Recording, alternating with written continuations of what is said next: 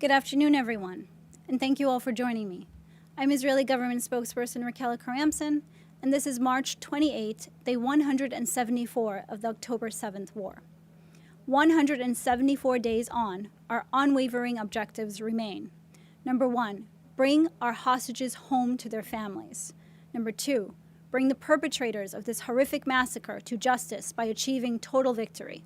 And number 3, ensure that Hamas has no refuge in Gaza and will never again be able to attack us from Gaza. I begin today with IDF fatalities since the start of the October 7th massacre, which unfortunately have risen to 597. That is up 1 since yesterday. The people of Israel grieve with the family of Staff Sergeant Nissim Kachlon, aged just 21, from Hadera. He fell in fighting in southern Gaza and is survived by his parents, 2 sisters, and a brother. The IDF and our entire nation share in his family's terrible grief. May his memory and the memories of all those fallen always be a blessing. And to all the families of those wounded, murdered, and violently taken hostage, please know that we hold your loved ones close to our hearts, and we will not rest until justice is served and this barbaric terror army is destroyed. Now, in the very sad passing of former U.S. Senator and Vice Presidential nominee Joe Lieberman, the Prime Minister said, and I quote, "Sarah and I grieve with Hadassah and the entire Lieberman family on the passing of our beloved Joe. Joe was an exemplary public servant, an American patriot, and a matchless champion of the Jewish people and the Jewish state. He was also an extraordinarily kind and loyal personal friend. We will miss you greatly, Joe. May the Lieberman family be comforted among the mourners of Zion in Jerusalem." Moving on now to yesterday, Prime Minister Netanyahu hosted visiting U.S. Senator Rick Scott in his office in Jerusalem. Thanking him for his visit and his unwavering support, the Prime Minister said, and I quote, "I thought the U.S. decision in the Security Council was a very bad one. The worst part about it was that it encouraged Hamas to take a hard line and believe that international pressure will prevent Israel from freeing the hostages and destroying Hamas. My decision to not send a delegation to Washington in the wake of the resolution was a message to Hamas. Don't bet on this pressure. It's not going to work. I hope they got the message," end quote. Turning now to the IDF's ongoing operation to prevent harm to civilians, patients, medical teams, and medical equipment in the area of the Shifa hospital. Hamas terrorists have returned to Shifa to operate from there. And so far, 200 terrorists have been eliminated, 800 arrested, including in the last 24 hours, terrorists were firing from inside the ER unit. Let me repeat that. Terrorists fired from the ER unit at the Shifa hospital.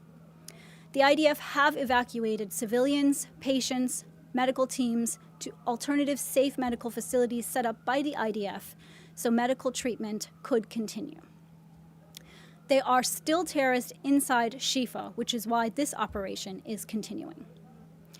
Turning now to the situation in the north of Israel, yesterday a barrage of 30 Hamas rockets hammered northern Israel, killing an Israeli citizen, a Druze Israeli citizen, in Kiryat Shmona. The Israeli Air Force and battalion commanders in the Northern Command have increased their war readiness and prolonged combat. Lessons from the Gaza combat are being adjusted for the challenges in the north. That means artillery, intelligence, engineering information, and communication technology. Commanding officer of the Northern Command, Major General Ori Gordon, said, "We are at war. We have been at war for almost half a year now, and it doesn't end with Hezbollah. We are operating against al-Jamila al-Islami. In the past 24 hours, there have been very significant strikes against Hezbollah. Israel will push Hezbollah back significantly. We will restore calm to the region so our residents can return to their homes with a sense of security."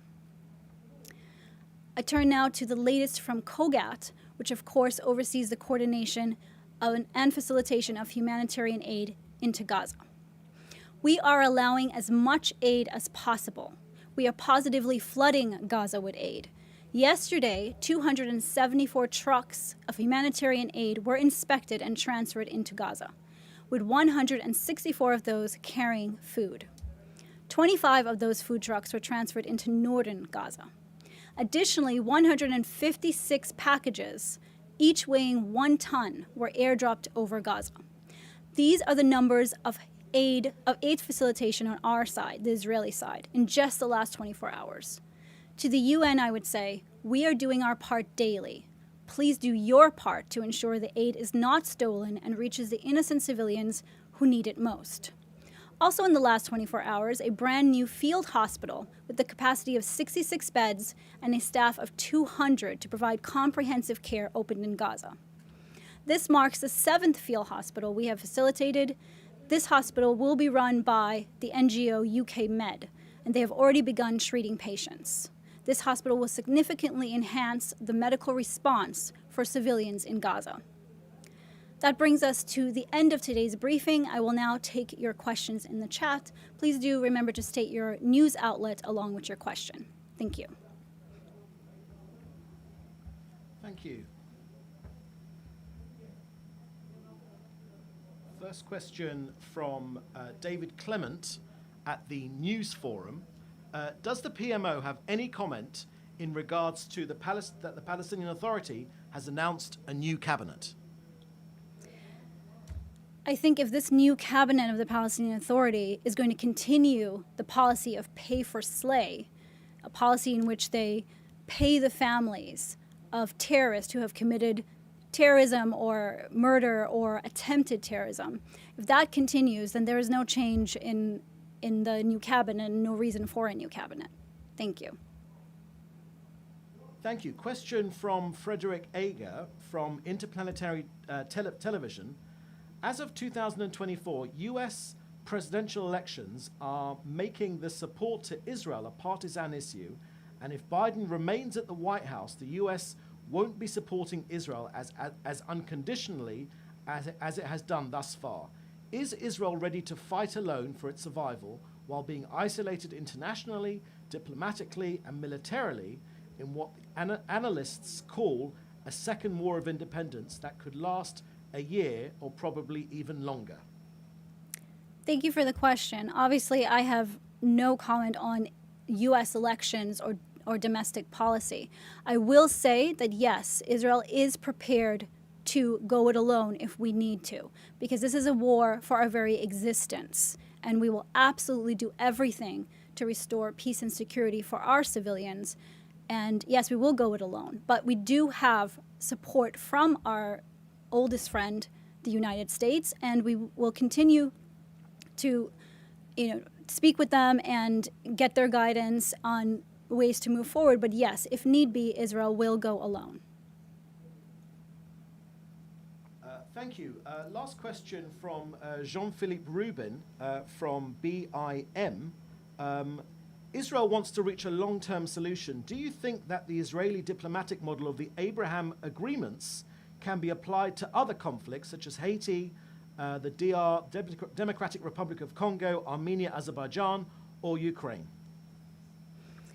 I think, I can't comment on those regions specifically. I will say that the Abraham Accords was and is and continues to be a very successful agreement with the countries of the Abraham Accords.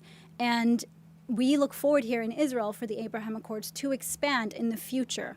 Once we have dealt with this terror army and have removed it from the way, I think voices of reason will have the opportunity to rise and the Abraham Accords will expand. As to whether the Abraham Accords model can be adapted for other regions, I'm sure there are things that could be used for other regions. I'm not familiar with those exact conflicts. Thank you. Thank you very much. That was the last question. Thank you all for joining us. Join us again next week on Monday.